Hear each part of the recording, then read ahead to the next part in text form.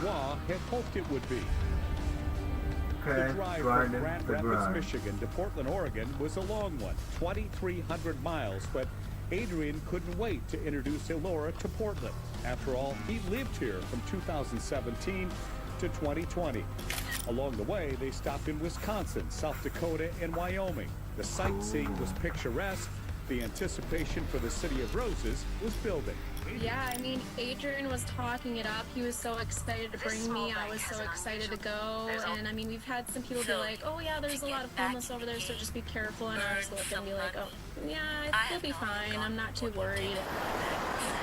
They'd heard about Portland's crime issues, but understood it's something all big cities are going through. The day after arriving at their downtown Portland hotel, though, their excitement turned upside down when they headed to their car to find some coffee. When we got to the car, I looked down at the ground and I saw that there was a bunch of glass, and I was like, oh, weird, okay. And I went to go open the door and saw that the window was smashed to pieces. And at that moment, I was like, oh my God, someone just broke into our car. And I was looking around the car to see what was stolen. The thieves had taken a Nintendo Switch video game, but the camping gear was still there. Distressed by what had happened, they decided to park in a different garage on the top floor, figuring that would be safer. A few days later, they learned it wasn't. As I'm coming up from the elevator and walking through the door and whatnot, I noticed the film that we put over to cover the broken window initially was cut through. And then as I was walking around the vehicle, just about every single window was shattered besides the windshield. Our stuff that was in the vehicle, from her coloring books and stuff like that, and pens that were all just scattered all over the place, and just about everything that we had in the vehicle, which is a little bit more than we had the first time it was broken into, because we were about to leave, you know. Just about everything was stolen, from our camping gear to clothing. Look out, a safe Your skateboard. Yeah, skateboard, electronics. There's someone there. Yeah, everything was stolen pretty much. Two break-ins in a matter of days. The city they had driven thousands of miles to see had turned scary.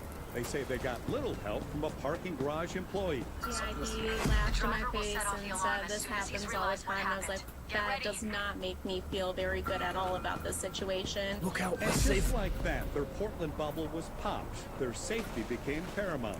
After our car got broken into the first time around and we decided to go out and explore the city a little bit, I can say that I was definitely a little more fearful, making sure that everything was good around us, just because, you know, that, like, I don't know what's... I was not gonna lie, I was kind of scared. Device gives us control of the vehicle. And what had happened to the city that Adrian remembered? I'm not really sure why it's gotten so bad, but it's a lot different than what I'm used to, what I was used to. And with Portland in the rearview mirror, they still had the drive back to Michigan, with plastic film covering their windows the whole way. It was a 30-hour drive home with no windows, and at night it got really cold. During the day it did get really hot in most of the states on our way home, so we just weren't comfortable at all. I had to put some clothes that we had from the hotels, I had to put those on the seats so that, you know, we weren't sitting on glass on accident. I did end up having a piece of glass in my foot the entire 30-hour drive home. The couple says overall it was a good vacation, experiencing places they'd never seen. But their days spent in Portland are not something they want to repeat.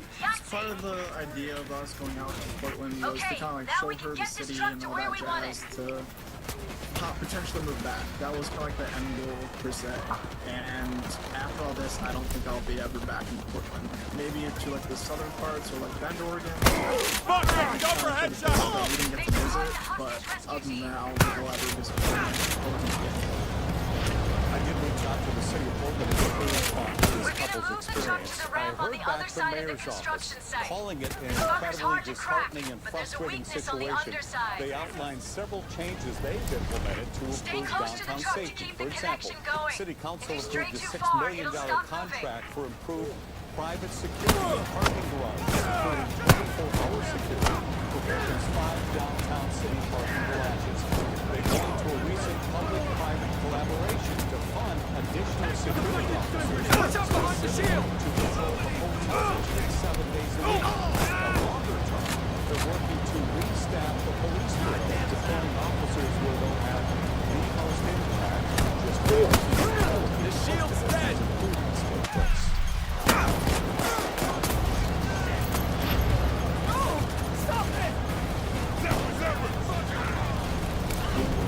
Volkswagen's electric ID.3. It'll cost you about $35,000 in Germany after rebate, and less than half as much in China for virtually the same car.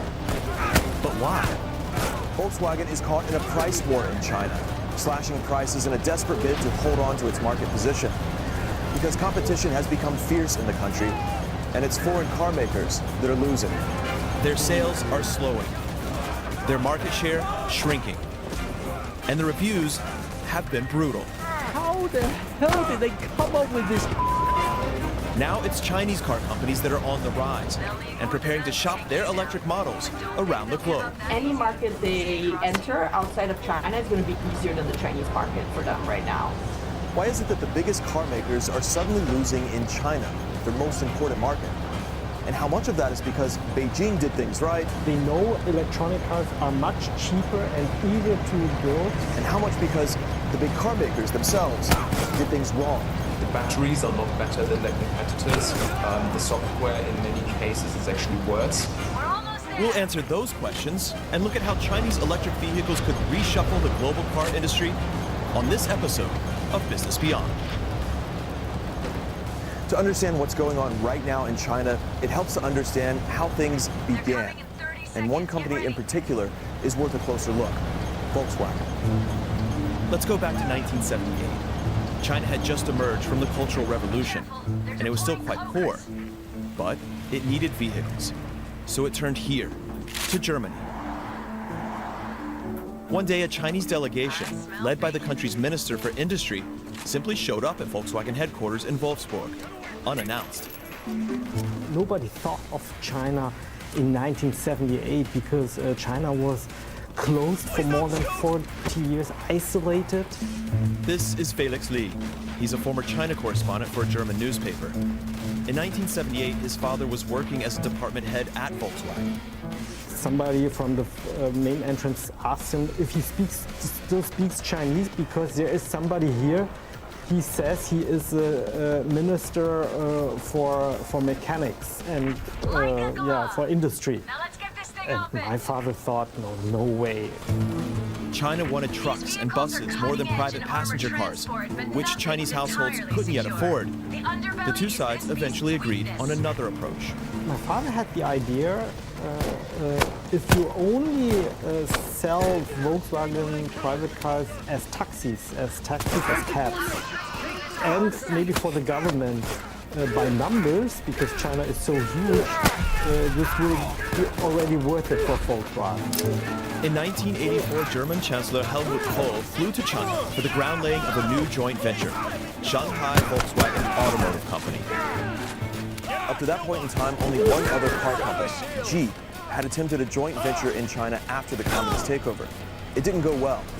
Volkswagen had more luck. When you went to China in the 80s or in the beginning of the 90s in Beijing and Shanghai, all the cabs were Santana's Volkswagen.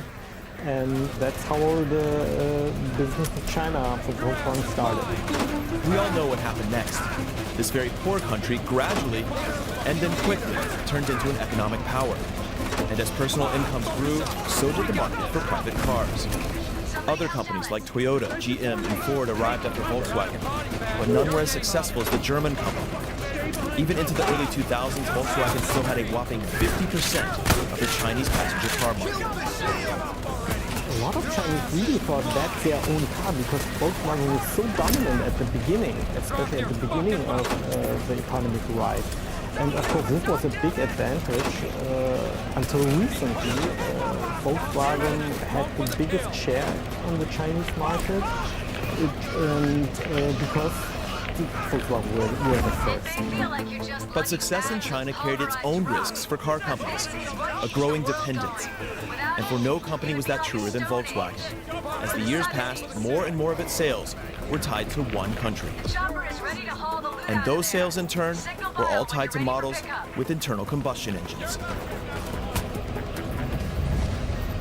China wanted its own car companies, but if Too bad, no one cares.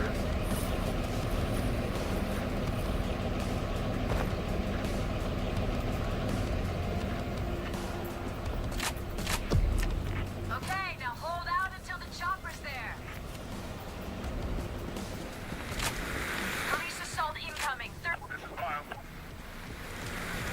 I'm there in about 1 minute. Watch out, they're bringing in dozers. Vile is coming in on the south side of the bridge. Look out for tall chimneys. Zapper! Push on and break! You're fucked now! Keep firing! Line up! You should be able to see now. Stay in line! It's closer!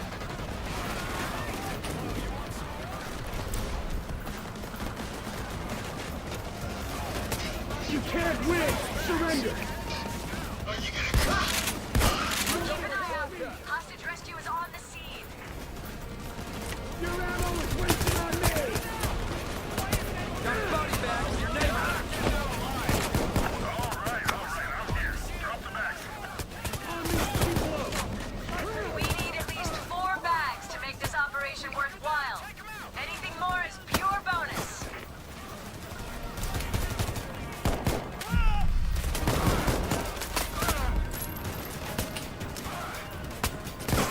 That's 3.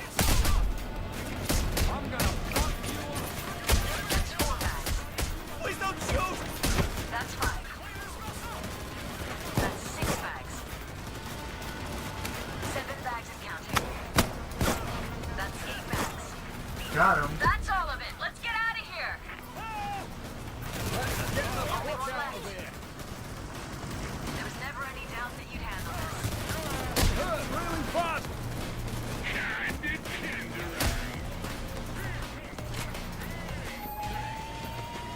Chains is down.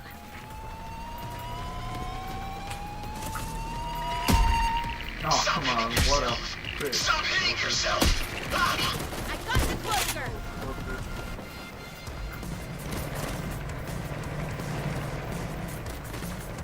Hurry up!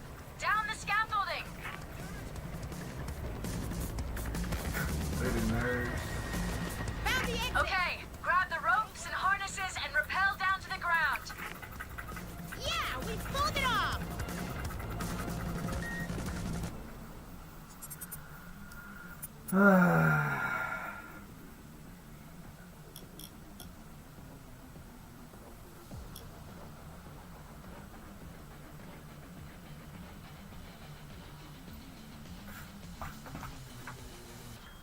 Easy peasy.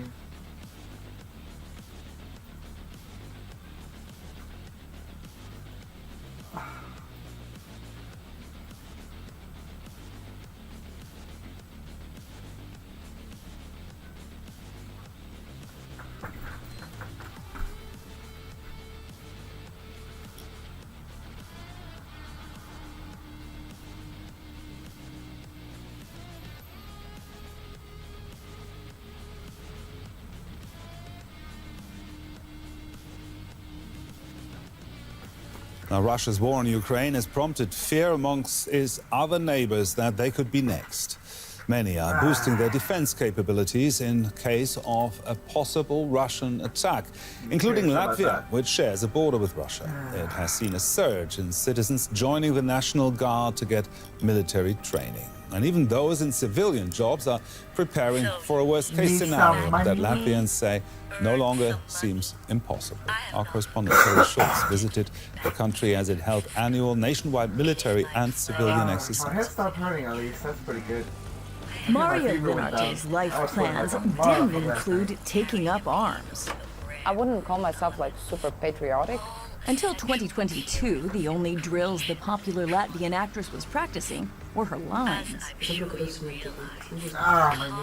Then Russia launched war on Ukraine, and suddenly Linarte felt compelled to seek a new role, soldier. It was super scary in the beginning. I had to ask these big questions for myself, but I realized the thing that is interesting for me that I want to do.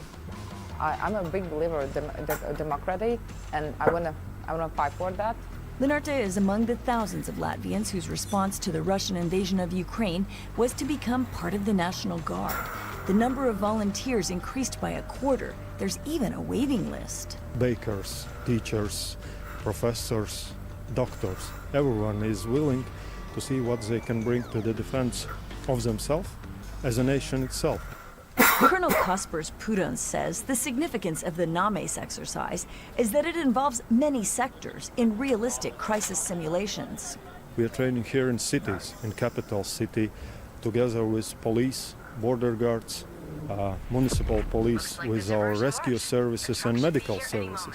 So all together, so we know whom to call in times of crisis and how we would react to different scenarios altogether. For example, emergency medical services personnel take part in tabletop wargame exercises. It's a new communication channel and terms. It's very hard for us and very good teamwork with militaries.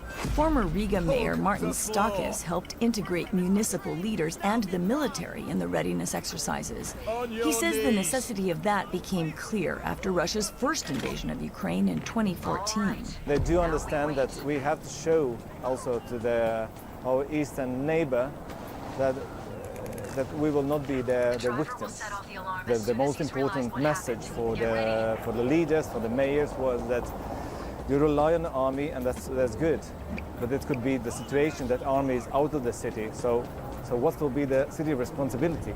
So what you were going to do? Answers to those questions are what authorities seek out each year with the NAMES exercise, incorporating lessons learned from watching what Russia is doing now in Ukraine, fueled also by their determination to never again experience the occupation they suffered after World War II.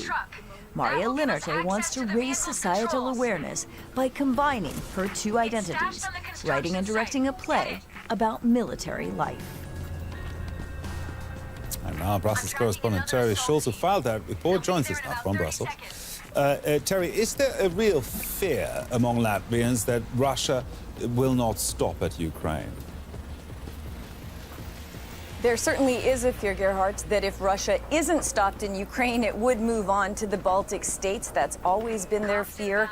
And I think the stories that we've seen coming out today from Spain, from the United States about, fatigue and funding for Ukraine makes these fears even stronger. Latvia is a country that lived under Russian occupation for 50 years.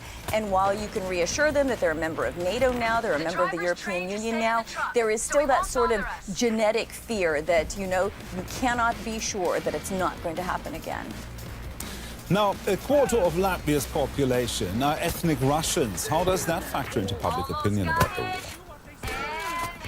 I looked up some polls on this because I also was curious about that.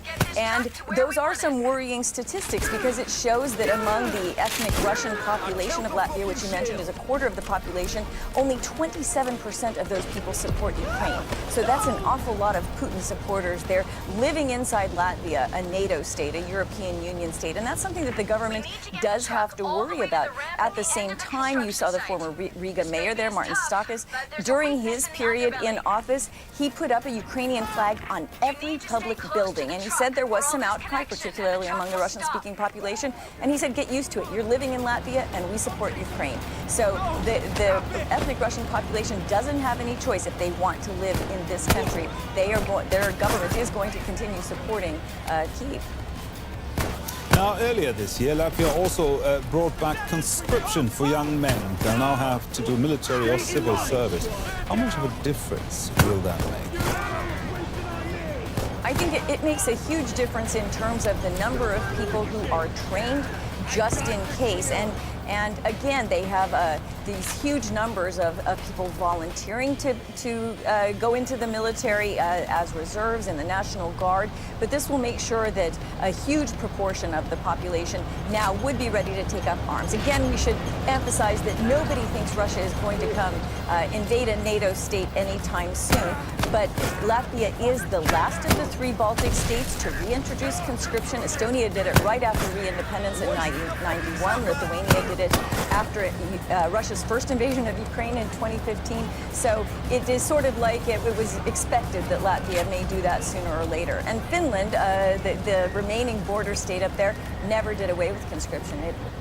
Finland's males have always had to serve in the military. So this isn't really surprising along those frontline states. So do you think Latvia would be ready in case of a Russian attack?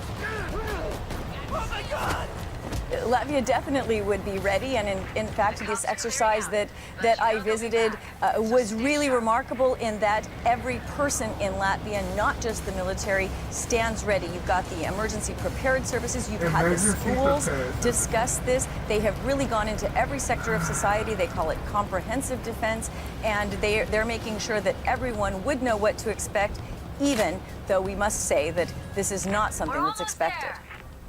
Terry Schultz then in Brussels. Thank you very much, Terry.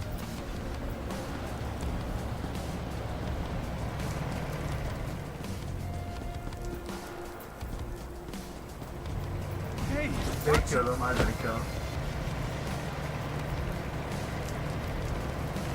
coming in 30 seconds. Get ready. Hello and welcome to this DW Business Special. I'm Chris Colbert in Berlin. A 75-year-old principle under threat. That's what we will be talking about today. The principle that increased trade would foster peace and shared prosperity. Joining me for this conversation is Ralph Osser. Since the beginning of the year, he's been the chief economist at the World Trade Organization. Welcome to DW. Let's get started right away. When did economic ties and interdependence become a bad thing?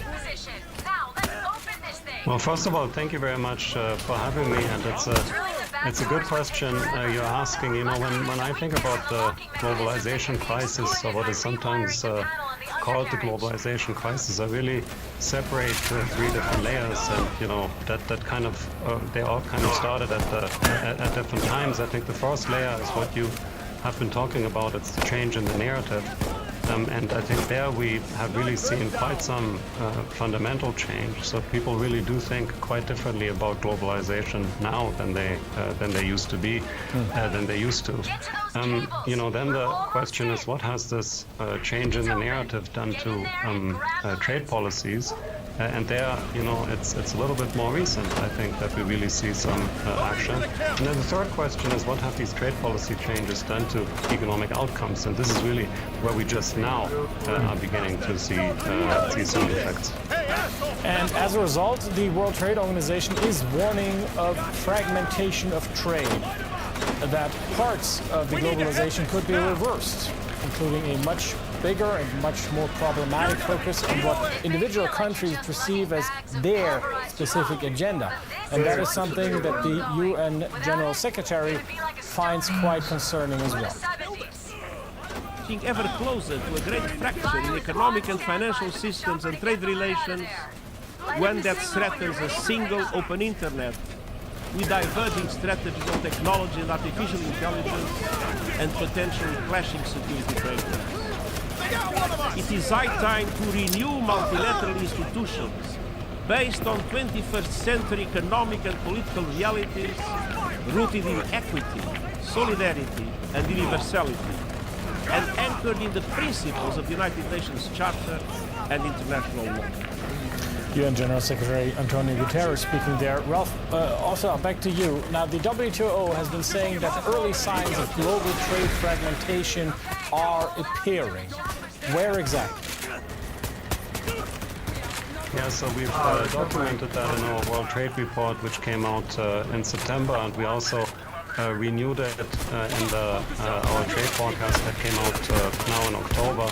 And I can give you multiple statistics, but one statistic that I find particularly striking is if you divide the world into two hypothetical geopolitical blocks based on voting patterns or voting behavior in the United Nations General Assembly, you see that since the start of the war in Ukraine, trade between these blocks is growing 4 to 6% slower than trade within these hypothetical blocks. So you see some first signs of fragmentation, but it's also very important to keep in mind that we don't see any broad-based deglobalization yet. So these are really only first signs of this happening. Now, because you mentioned that trend there, what would it mean if this trend deepened regarding trade, so-called friend-shoring between trade blocs? Yeah, so I think you have to distinguish between the economic and, perhaps the more broader effects. So the first thing that we have documented in our research is that the economic effects of, this fragmentation would be quite severe. So in the worst case scenario of the world really splitting into two geopolitical blocks, we estimate that on average real incomes would fall by 5%. With the effects much higher on some developing countries. But what's even more important to me is that we are convinced, and we have argued in detail in our World Trade Report, that if you want to build a more secure, a more inclusive and a more sustainable world, you also need to embrace international trade. So for example, it's not just about the economic gains, but it's also about the environmental gains. If you want to make progress on sustainability, we also need to embrace international trade. You mentioned the benefits there of global trade, of international trade, but why is it that this narrative that you mentioned earlier actually has changed, that people perceive global trade as something that is threatened? Well, I mean, I think, I understand where people are coming from. We had a multitude of crises. We had, major shifts in, the way, in the balance of economic power. I mean, think about it, you had the rise of China, which, of course made life difficult for some workers in industrialized countries. Also made life difficult for some developing countries that were also trying to export. We also had the COVID pandemic, which initially at least, showed to us how important it is to have resilient supply chains and how vulnerable some of these links also can be. And when you think about the environment, of course, most people think, trade is the same as transportation. Transportation is the same as emissions because they think of dirty trucks and planes and ships and so on. So I think it's understandable that people come to this conclusion. It's just a wrong conclusion, and I'd be happy to talk about that. Let's take a look at the bigger picture here. Let's see how global trade has been faring most recently. World trade slowed abruptly in the fourth quarter of last year, down more than 6.5% from 2021. Estimates for this year's trade growth stand at barely 1%, and trade growth is expected to pick up to 3.3% next year. Ralph, also back to you. Put those figures into perspective for us. Are we just going through a temporary dip here, or what's going on? Yeah, so you're right. We have just today revised our trade forecast down from our initial estimate that's for 2023, and that's for the volume of world merchandise trade, I should say. So we initially in April predicted 1.7% for this year. Now we're down to 0.8%. For next year, we expect it to pick up again, as you mentioned, to 3.3%. Now, really, the way I see this year, to be honest, I really see it as a temporary dip. So I wouldn't ring the alarm yet that we are seeing the beginning of deglobalization, because what's happening, trade is really quite a bit more cyclical than GDP. So. Blah blah blah blah blah blah blah blah blah. Oh, fuck. US Ambassador to NATO, Julianne Smith, thank you so much for joining us on DW News. It's my pleasure. Let's start with the issue around funding for Ukraine. It is a massive issue right now. The President, Joe Biden, has said that it's critically important that the US and EU continue to support financially, but Congress has clearly stopped that funding, and there's a plan to reverse it. Biden says that there is another way. How's that going to work? What is this other way? Well, you're right. We do have a situation right now where we have what's called a continuing resolution in the United States, and that resolution does not include any increased support for Ukraine. That said, I think President Biden was right with confidence to say that the U.S. will have additional support for Ukraine in the weeks and months ahead. We have to settle this budget issue. It is often contentious. We've been through similar scenarios in the past, but I think the president sent a very clear message to our partners and allies and to the people of Ukraine that the U.S. leadership that we've been able to provide since the war started will continue. And I don't think there's any question about not only U.S. support, but I want to also take a minute and thank Germany for all that it is doing to support not only the people of Ukraine, but the Ukrainian military and all of the countries out there. There are actually over 50 countries that are providing security assistance. You mentioned US leadership there. What are you hearing from the other NATO allies? Are they preparing to follow you in their funding cuts? What's their reaction been to everything that's going on in Washington? I think we've had some legitimate questions from our NATO allies to better understand what a continuing resolution is, what the debate actually looks like in Washington. But by good fortune, actually, I was on a trip last week with all of the NATO ambassadors. We took them all to Washington, and we visited the House and the Senate. And what came across in those engagements was that, number one, publicly, there's strong bipartisan support for America to continue supporting Ukraine in this moment. Americans fundamentally understand what's at stake. And number two, the majority of members of Congress want the United States to continue supporting Ukraine. So that was an important message for our allies to hear on that trip, and I think that's what I'm trying to get across here in the NATO alliance, to reassure our friends that this will eventually get sorted out and that the United States fully expects to continue playing the leadership role that it has, and we expect and anticipate our allies across the NATO alliance to keep providing the important assistance that they've been donating as well.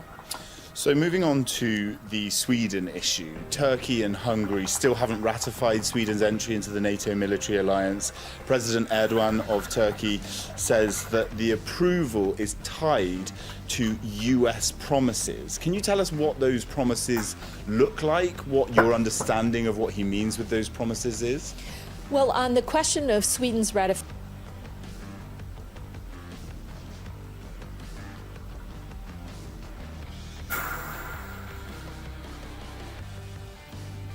in addition to the contractual changes, we are now allowed use of any ship in Starfleet at our discretion, whether we end up joining the Federation or not. And 10 points on the back end of every horror novel program in perpetuity. I don't think they have back end, but yes, yes.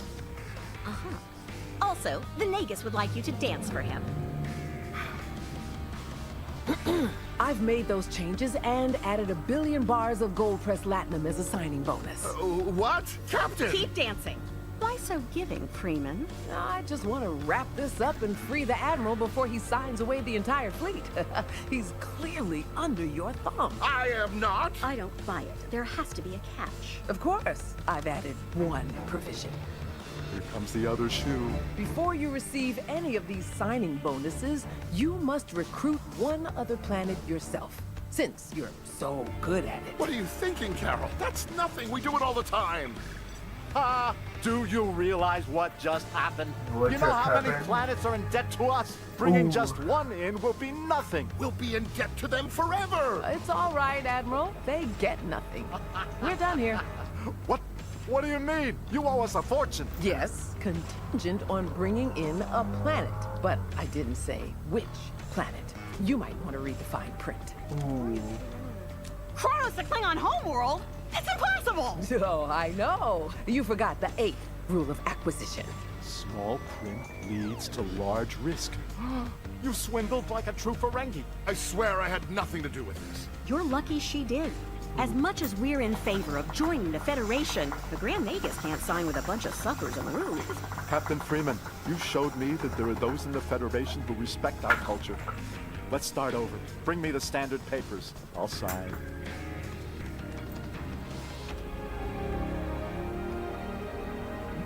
Oh, please accept my apologies. I shouldn't have doubted you. I'll be relaying your acuity to command. Thank you, Admiral. Happy to be of aid. Now who wants to check out my batting cages? Why not?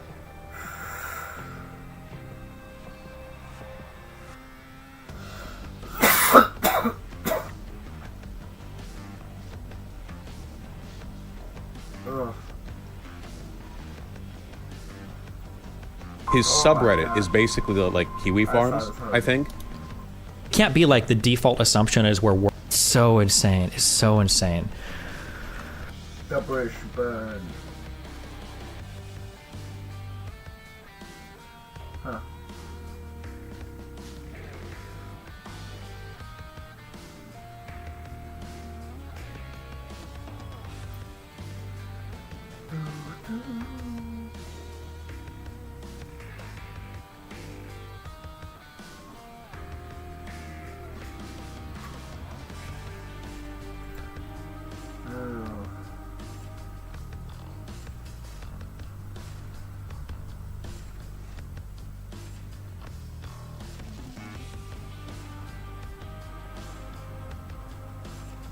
Oh my gosh.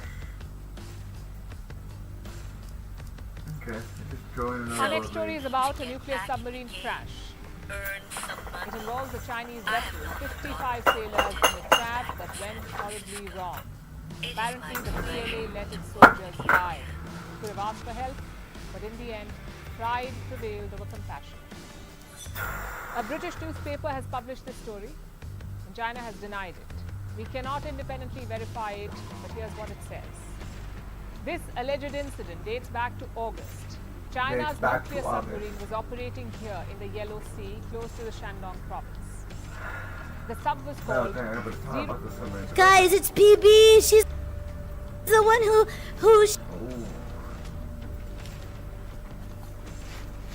Второй руки поднял. Ты стой, ты вытягивай. Гранаты есть?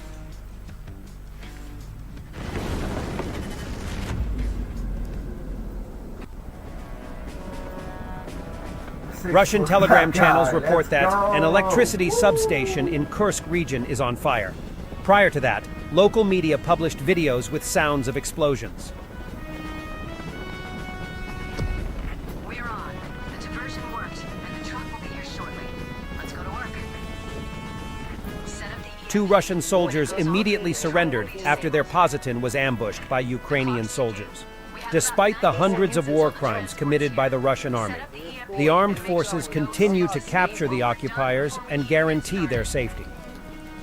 Док, веди його, вже веди його. Второй руки поднял. Ты стой, ты вытягивай. Гранаты есть? Earlier today, the Ukrainian IT army hacked the Russian Leonardo ticket booking system, which brought air traffic to a halt at major Russian airports. Pieces, as the IT minister said, if Ukrainian airports cannot be operational because of the war, why should Russian ones be? Была беспрецедентная атака. And before we see other news from Ukraine, let's see this extraordinary event, F-35. A fighter jet of United States Air Force from 421st Fighter Squadron shot down a Turkish Air Force's Anka-S armed drone over Hasaka. The Turkish drone had bombed positions of SDF, which are the U.S. allies in northeast of Syria. The drone had earlier bombed Kurdish positions. It's the first time ever that the U.S. shoots down a Turkish aircraft. Okay, hook up the remote steering device to the truck. Give us access to the vehicle's controls. This is the wreckage of a Turkish Anka-S UAV in the area of Tel Tamra. You have 30 seconds until the assault. Lock and load.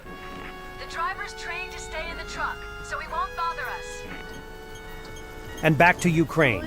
Video as aerial reconnaissance of the combined group of the Ukrainian 129th Separate Territorial Defense Brigade, together with other units, discovered and destroyed many Russian equipment and personnel, including the expensive and rare Russian RB-301B Borisogledsk electronic warfare station. We need to get the truck all the way to the ramp at the end of the construction site. This baby is tough, but there's a weakness in the underbelly.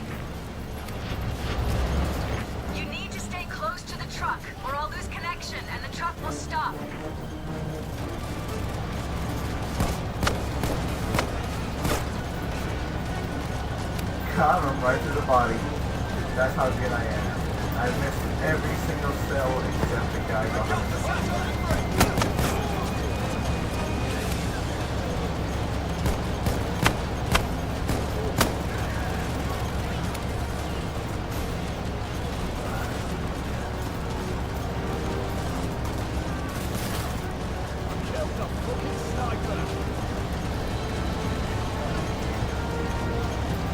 I just came off of your side here, though.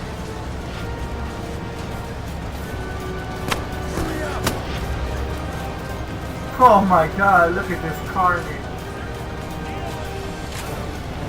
Watch the hostages. Rescue units have arrived.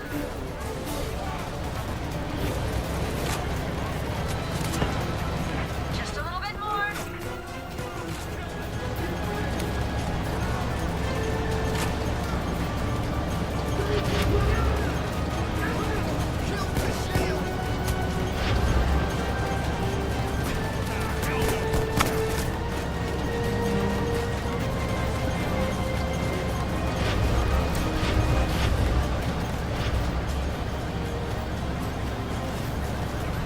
Leave me alone. The bedside table president put on a military uniform to let us know that the West is running out of breath in supporting Ukraine, but is looking for negotiations to weaken Russia.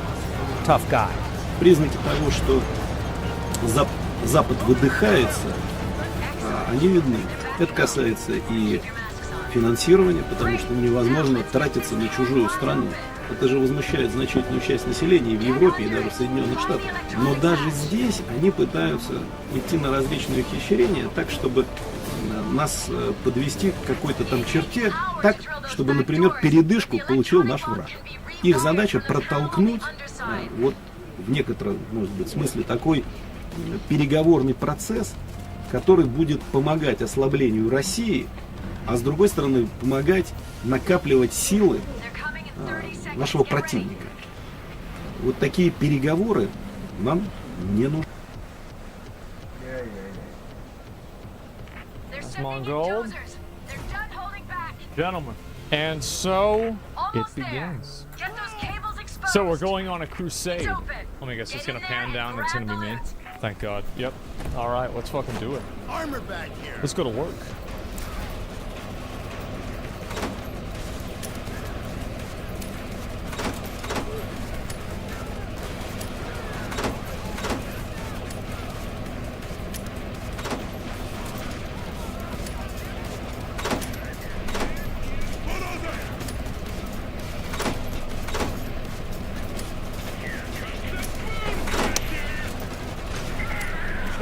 All right. Let's try it again.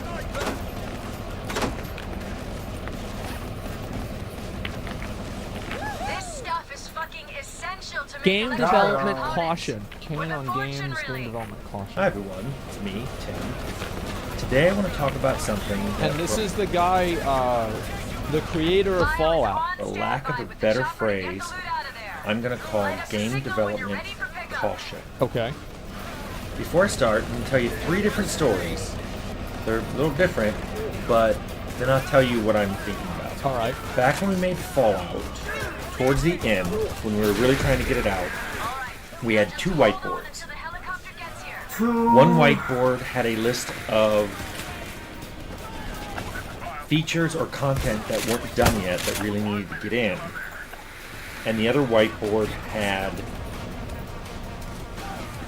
a list of what the 10 most egregious bugs were. And next to each one of these, on these 2 different whiteboards, were listed the person who was assigned to it. We did it in a whiteboard like this so that people could come in the morning and go look at See it. what This is predated Jira or Confluence or anything like that. They come in, look at the whiteboard, and go, "Oh, I see something I need to jump on." Worked fine. Sure. I don't think I heard any complaint about it. Yeah, I could see that. People liked getting stuff off of that. If they saw something, I was like, "I'm on that today." Tried doing the exact same thing 10 years later at Carbine. Overwhelmingly, people said, Oh wow, fuck. "No, do not do that. I will quit if you do that." if I see my name on that whiteboard, I will quit. And I said, well, what if we don't put people's names next to it? I'll still quit. Why is everybody that makes video games a bitch? What is this? So people will know it's me. Story 2. What do we make?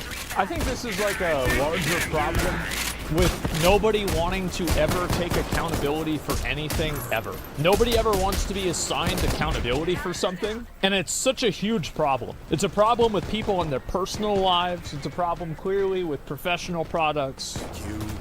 It's bad. The bitch generation, yeah. Yeah, it's actually nothing unique about game developers, right? It's just people in general. In the Outer Worlds, I wanted to put in, this is probably end of year 2, so we're still a year away. The combat AI wasn't really in yet, so I asked for a very simple combat aggression code to be added. It was, this is how simple it was. Every time an NPC got shot,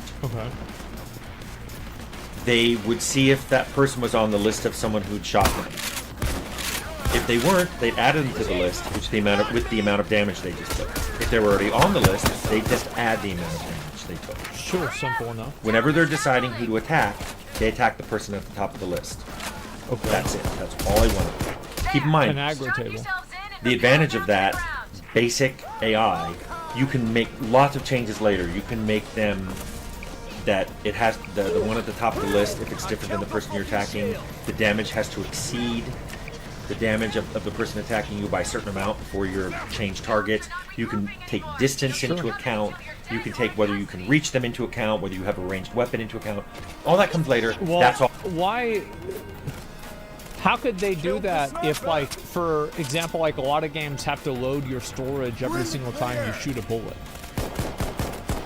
Because I'm just thinking about, like, the reasons why things like this aren't possible in other games. And I don't really, because, like, he's explaining it as if, like, it's actually really not that big of a deal. But I've been told for years that this is, like, this impossible tapestry that cannot be unwoven. This is the fabric of reality itself. Like, the fucking majesty and complexity of this cannot be understated, or cannot be overstated. And now I'm hearing a guy just be like, yeah, so you can have like a table and like you just take into these things, it's whatever, right? What the fuck? All I wanted. There's an armored it got put into the programmer production query queue and came back with an estimate of 4 weeks. Oh, 4 weeks. I pushed back, saying the code I asked for was very simple. Wait, oh, only 4 weeks? Wow. That's pretty fast. I've written it before. Would take about 45 minutes. It's basically, there's already a callback when you get hit. That's when you look to put them on the list. And there's a callback. There's a call when you want to pick a target. That's when you look at the list and see which one you want to attack. That's it. The programmer who it got assigned to came to me and said, I need 4 weeks. And I'm like, why? I thought a season lasted for 3 months. So you're telling me they can do it almost 2 months early? What the fuck? God, they just suck. Me through what you're going to do. And he goes, you don't understand. And I was like, I've coded this 3 times. You don't understand. Walk me through it. And he wouldn't. He left. He left angry. Lead programmer came back, started yelling at me, saying... I can't do it. Explain why. I can't. So no. He says he needs 4 weeks. He needs 4 weeks. And I'm like, then I will do it. I'll have it done before lunch. And he said, no, because no one... Then people will have to support your code.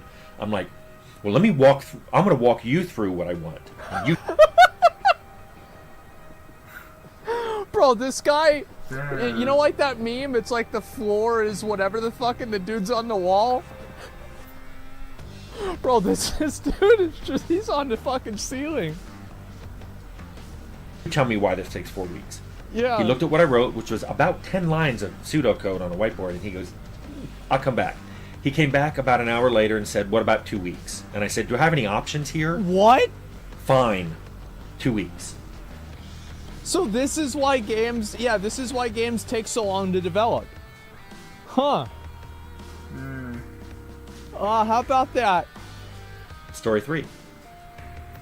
Leonard and I talk about features all the time, whether it's dialogues or...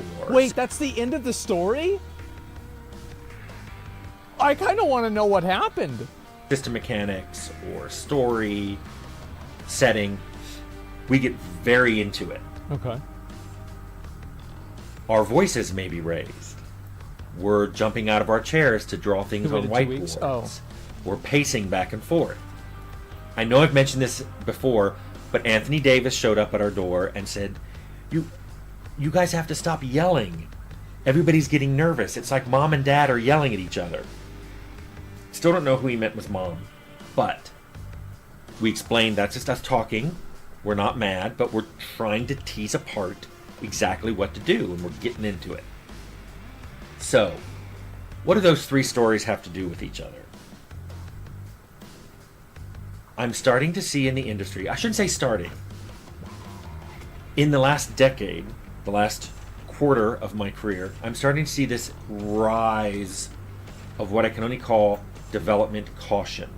An abundance of caution. Are they cautious to do their job? Because it seems like they're cautious to do their job. Of padding estimates. Finally, somebody fucking says it. Yep. I knew it. Yeah, you know what? I knew it didn't take that long to figure this shit out. Yeah, it doesn't take a whole season to fix a patch or to fix a stat. No, yeah, okay. This is what I like to see.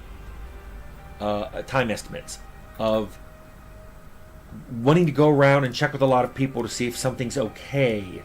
Asking, should we do this? I'm not sure. Let's have a meeting. Frequently, people would want to have a meeting to discuss something, and those were the very people who would say, we have too many meetings. I can't get any work done. Wow. Look at his face. Look at his face. He's like, bitch, you serious?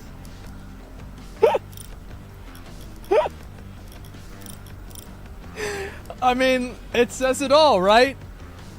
It says it all. Now, caution can be a really good thing if it leads to less bugs, less stress. Yeah. Also, I get the fact that because games cost more now, people are approaching it with this sense of caution, because you're not just going to be out a little bit of money, you're going to be out a lot of money if this game doesn't do well. No, right. I mean, I don't even know about that, because like the individual devs, they're not losing any money. Yeah, they might get fired or something like that, but like that's like on such a macro level. I don't know if they could even affect that. Thing that worries me though job. Yeah, maybe. is games can also be a lot worse because of caution. Yeah. And everybody who's cautious kind of denies that. They're like, no, we're reducing bugs, we're increasing work balance. People are less stressed, and I'm like, true. But you're also taking a lot less risk in a game. I think that at least 2 of the stories, having people's name on the board for who's responsible for fixing a bug has nothing to do with caution. It has everything to do with accountability and personal responsibility. And it's the same thing with the second story, is that they don't want to have people, and also it's the same thing with the third story too, in an indirect way. Because people are complaining that they're being loud, but like, what are they really complaining about? That they're being conspicuous. Excuse me, I had a steak earlier. It was delicious, by the way. That they're being conspicuous about working through their job. So like in every single circumstance, I don't even know if this is caution. This seems like, have you ever had something that you, like somebody wanted you to do, and you kept like throwing roadblocks in front of them for like reasons why you can't do it? Like, oh, you know. Bad, but just wanted to be a lazy bastard.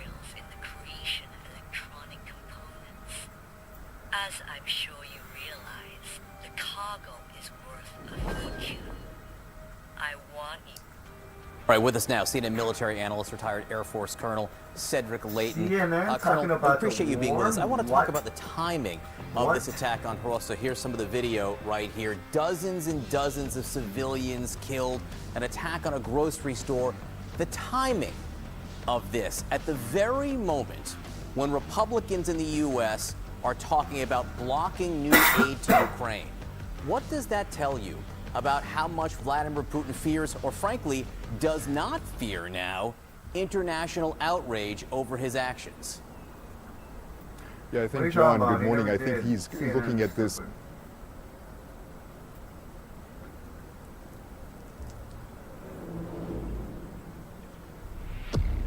The diversion worked. Let's get going. The truck will be here any moment. Grab the EMP and set it up where we're aiming for the transport to stop. We're on a timer.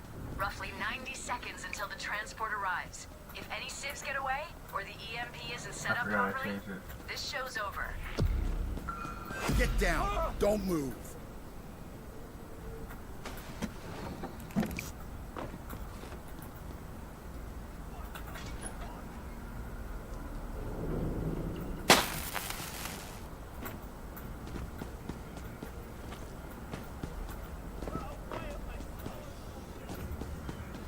Civilian.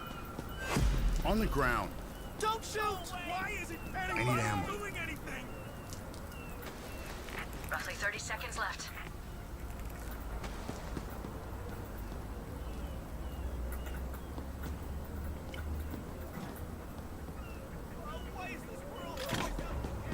Okay, now we wait.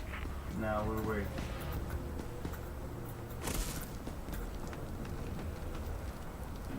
The driver's gonna sound the alarm as soon as they realize what's happened. Be prepared.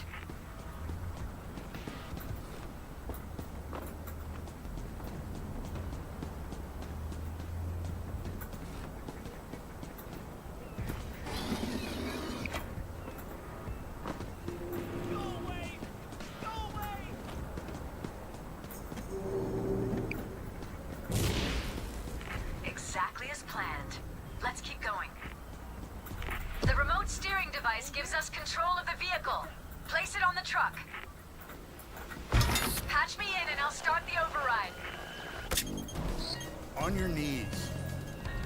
I'm connected. The security in place to prevent this sort of takeover. Hold on a second. The driver's trained to stay in the truck, so he won't bother us. Why isn't anyone doing anything? Why isn't anyone doing anything? Get your game faces on. Almost there. And bingo. Okay, let's get this truck to where we want it.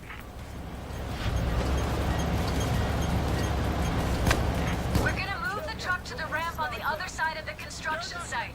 This fucker's hard to crack, but there's a weakness on the underside. Stay close to the truck to keep the connection going.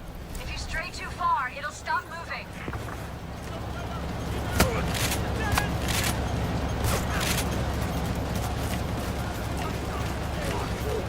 Keep an eye out. Hostage rescue is on the scene.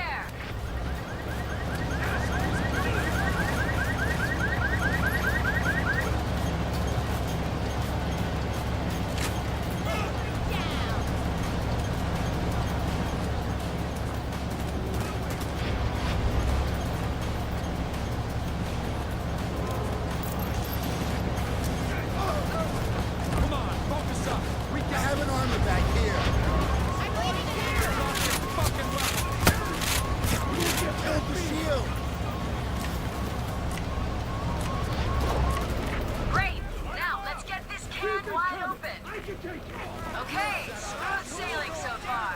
Keep the cops away from the truck so they don't piss in our Cheerios.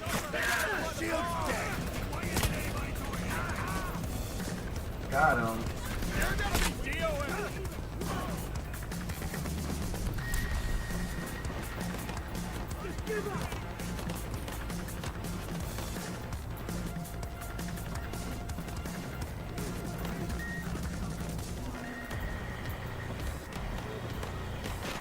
Got a body bag with your name on it.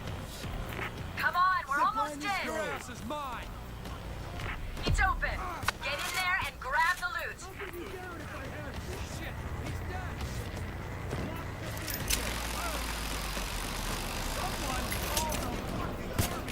I'm starting to get. Cool. That's what I said.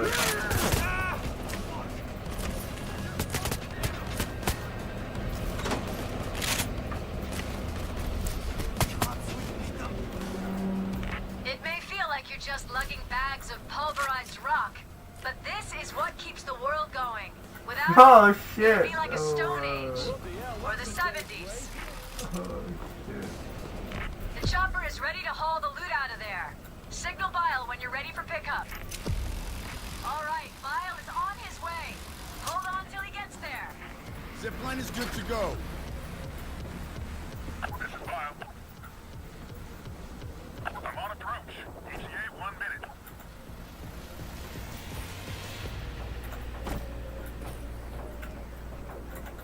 Bile will touch down on the...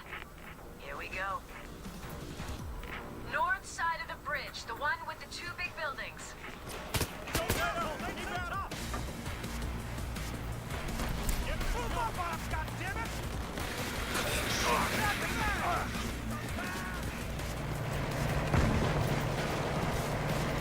I got you now.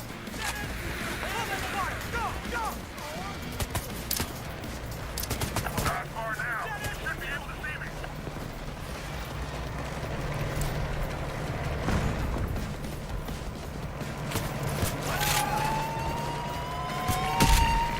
You get what's coming to you. Cloaker.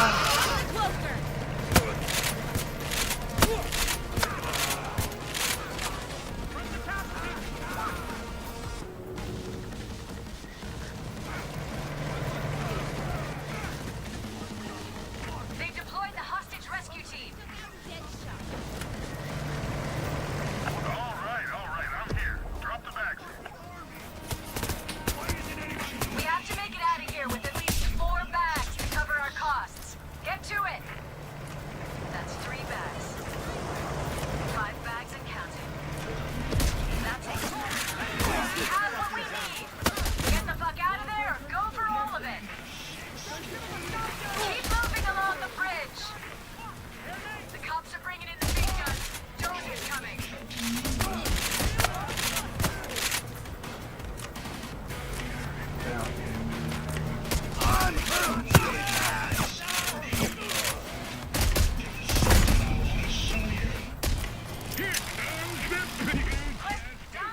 Oh fuck, I'm down. What kind of shit is that? Okay, grab the ropes and harness. Damn, what a bitch. Ah.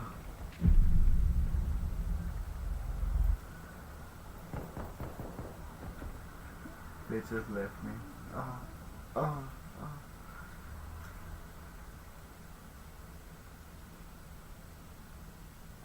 Fuck, Dallas is in custody.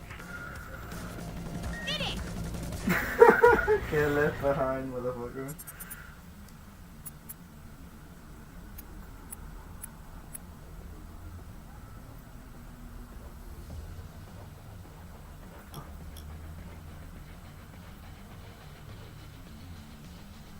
Additional hostage and from takedown. Ooh. Where? Maybe down scope. Nice. Damn, that's some bullshit. I got left behind.